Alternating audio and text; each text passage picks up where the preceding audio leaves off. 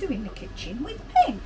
And today I'm going to be showing you a very autumnal dish, side, snack, call it what you will, and it's one I haven't made for quite a long time.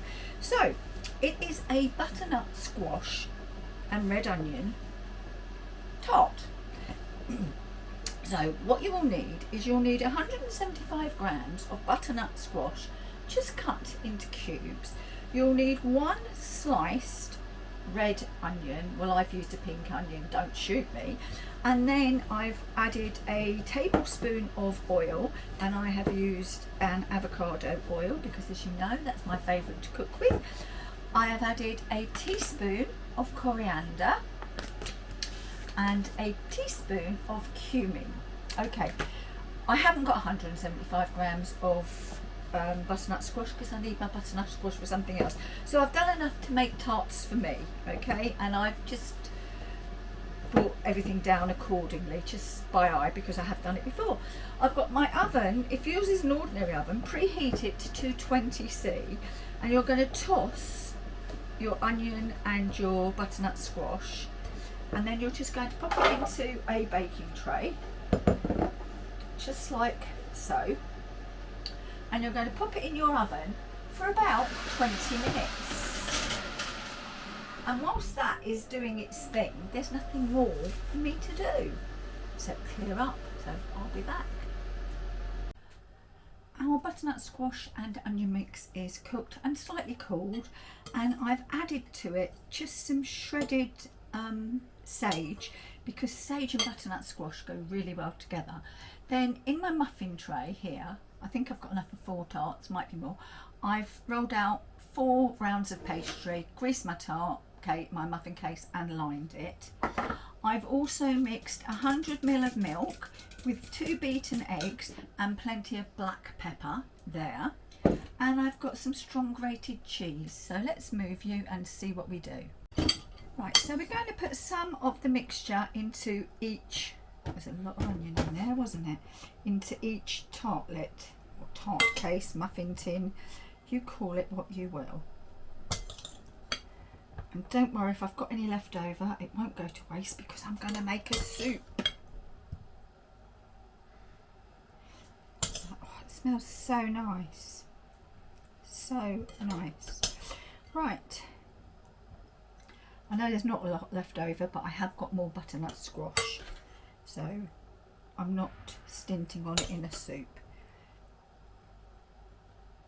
Right, and this butternut squash, it is just softening. I can squeeze it and it moves, so that is good. Now I want to add some grated cheese, and do use a strong cheddar for this. Just on the top. This is a Davis style cheddar that at the moment is on offer in Sainsbury's for £3 with your Nectar card. And when I say at the moment, it's at the time of filming this video. Right, so I'm just going to push it down a little, and then we're going to go in with our peppery egg and milk mix. And it's just like making a quiche, isn't it, really? So we want to let it get down. Let's actually, there you go. Oh, that wasn't any better, was it?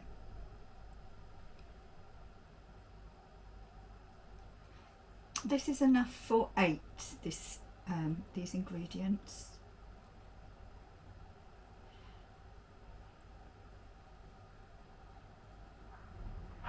So therefore I am going to have some of the egg and milk mix left over, and that's absolutely fine. Right, yucky finger. Then I'm just going to finish, because I've got some left over, with a sprinkle more cheese, and they're going to go into a 190°C fan oven for approximately 20 minutes, or until golden and risen. So that's it, it's hot enough. Oops, take that out and pop these in. Right, that's it. We'll be back when they're cooked. Right, they're cooked, and I turned the oven down to about 180 so that they didn't go too brown. What I'm going to do, oh, they smell so good. I'm going to let them cool and then we'll try one. But these are perfect if you've got butternut squash left over.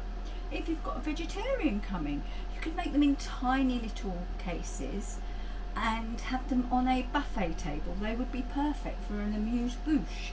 But let's let those cool and then we'll be back to taste.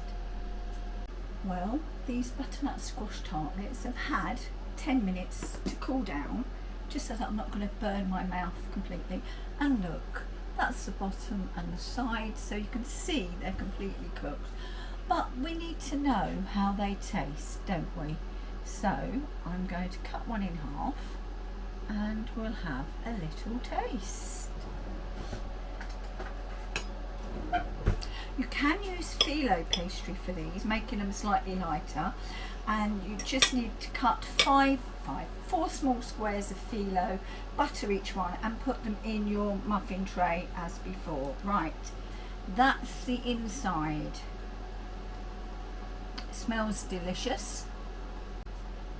Smell is one thing, taste is quite another, isn't it? So let's take a bite.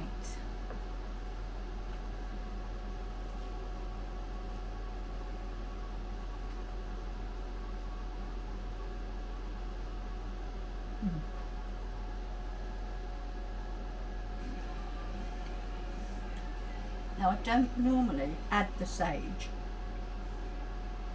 I'm so glad I did. These are fabulous.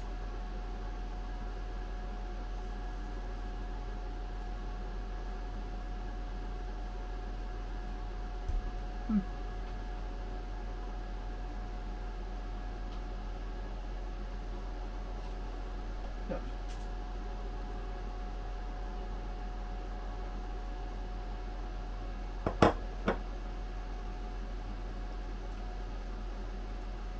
Use an egg replacer and a vegan cheese and they're fine for vegans. Shop bought pastry is perfectly fine for vegans unless you buy the all butter, because it's made of oils, not butters. So, as I take another bite,